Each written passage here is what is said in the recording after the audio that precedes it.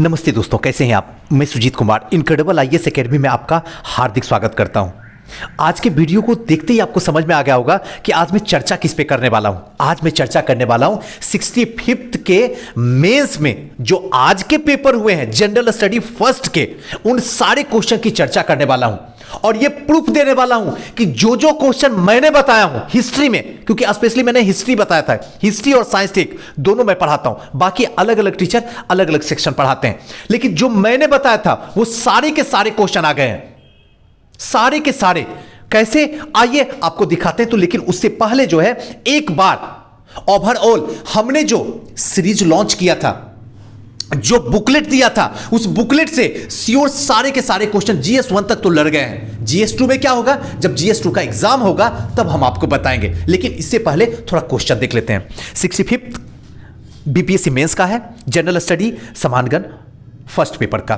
समय क्या रहता है, इसको समय 3 घंटे का समय रहता है, 300 नंबर का होता है। और इस वीडियो को शुरू से अंत तक देख लीजिए, क्योंकि अगर आप सोचिएगा ना सुजीत सर अभी तो हम प्रीलिम्स की तैयारी कर रहे हैं, मेंस का बाद में देख लेंगे, बाद में कुछ नहीं होता है। एट ए टाइम जो चीज आप देखिएगा ना आपके दिमाग पे ना बैठ जाएगा, और जब मेंस की क्लास हम करवाएंगे आपको ऑफलाइन और ऑनलाइन दोनों, तब वहां पे आपको समझ में आएगा हाँ सुजीत सर ये बताए थे आप।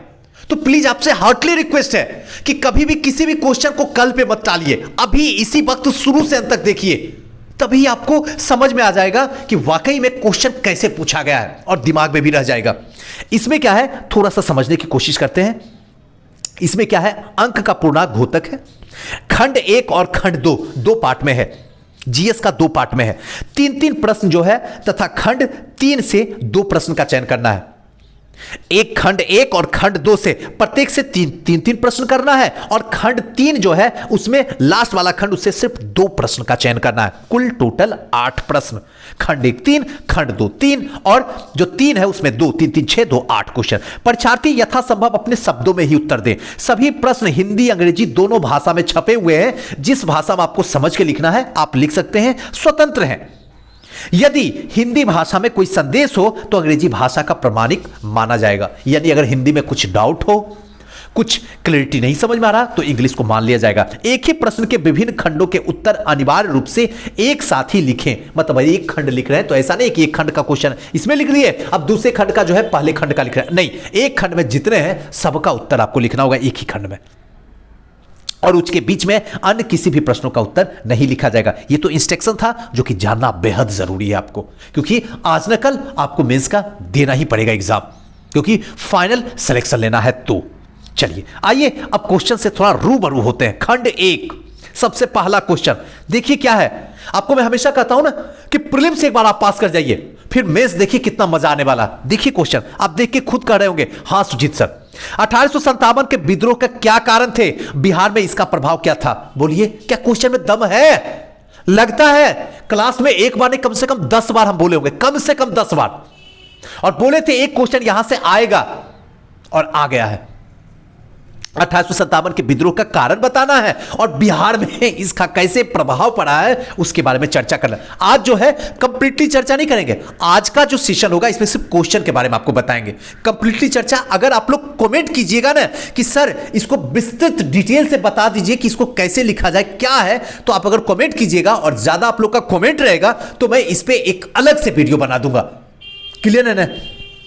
चलिए नेक्स्ट, 1858 और 1914 के दौरान बिहार में पाश्चात्य शिक्षा का प्रसार का वर्णन कीजिए। मैंने इस बार कंफर्म बता दिया था कि पिछली बार से इस बार इंपॉर्टेंट है वेस्टर्न एजुकेशन, और मैंने जो बुकलेट आप लोग को प्रोवाइड करवाया था, जो लोग मेंस देने वाले थे उन लोगों की बात कर रहा हूं, आप लोग नहीं दिए हैं तो आप तो, जो लोग नहीं दिए हो तो नहीं पता चला होगा। उस बुकलेट में मैंने वेस्टर्न एजुकेशन के बारे में बेहतरीन तरीके से डायग्राम बना के, रूट्स बना के पूरे तरीके से समझाया हूं, आपको मजा आ गया होगा। सारा क्वेश्चन उसी से है, 2 क्वेश्चन तो मिल गया। क्लियर है ना? चलिए नेक्स्ट आते हैं सॉरी, स्वामी सहजानंद और किसान सभा आंदोलन पर एक टिप्पणी लिखिए। बिल्कुल आसान है, बताया हूं। किसान आंदोलन जिस तरीके से मुद्दे का कारण बन रहा है, बेरोजगारी जिस तरीके से मुद्दे का कारण बन रहा है, कोविड जिस तरीके से मुद्दे का कारण बन रहा है, उस हिसाब से हमने बताया था कि किसान आंदोलन इस बार चर्चे का विषय है। मेरे जो भी स्टूडेंट क्लास ऑफलाइन कर रहे थे मैंने सबको बताया था किसान आंदोलन देख के जाइएगा, और मैंने पूरा पढ़ाया था डिटेल से। आ गया क्वेश्चन। 3 क्वेश्चन लिखा था, हो गया, 3 तो बन गया आपसे, क्या दिक्कत है। अब थोड़ा और आगे आते हैं। राम मनोहर लोहिया और जयप्रकाश नारायण के सामाजिक और आर्थिक चिंतन की व्याख्या कीजिए। हमने ये क्वेश्चन नहीं बताया, रियली बता रहा हूं, ऑनेस्टली ये मैंने नहीं बताया, लेकिन अगर ये नहीं आ रहा तो कोई बात नहीं, कुछ क्वेश्चन तो छोड़ा ही जाएगा, 38 नंबर का है।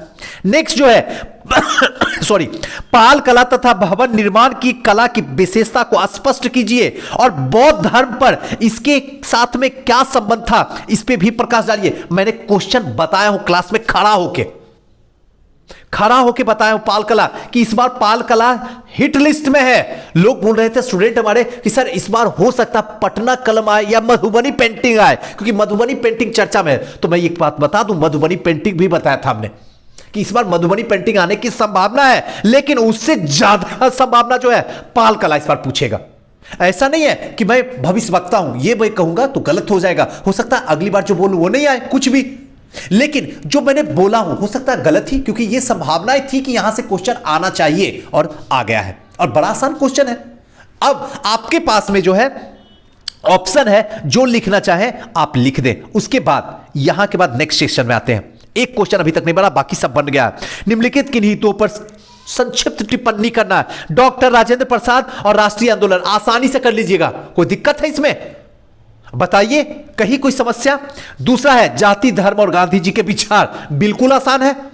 बिहार में दलित आंदोलन, यह भी बिल्कुल आसान है। इसमें लिखना है कि किसी दो को, तो 2 तो आ ही रहा। बताइए, सिर्फ एक क्वेश्चन छोड़ के सारा का सारा क्वेश्चन आपको बताया गया है हिस्ट्री में। एक भी नहीं बता कह सकते कि हाँ सुजीत सर इसमें वो सारे क्वेश्चन नहीं है जो आपने बताया।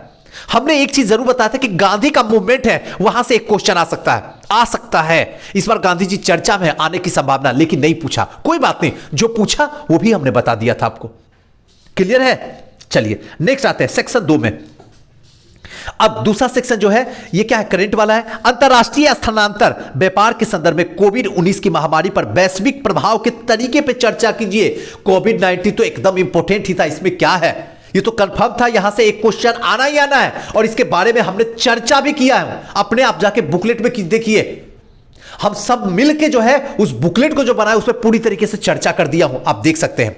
नेक्स्ट जो है 8वां नंबर क्वेश्चन, विश्व खुशहाली रिपोर्ट 2020 के विभेद क्या है, कारण बताइए, और नॉर्डिक देश के विश्व में प्रथम स्तरीय देश क्यों माना जाता है। जो नॉर्डिक देश है उसको प्रथम देश क्यों माना जाता है, इसके बारे में चर्चा करना था। यह भी क्वेश्चन आसान था, खुशहाली रिपोर्ट के बारे में लिखना था।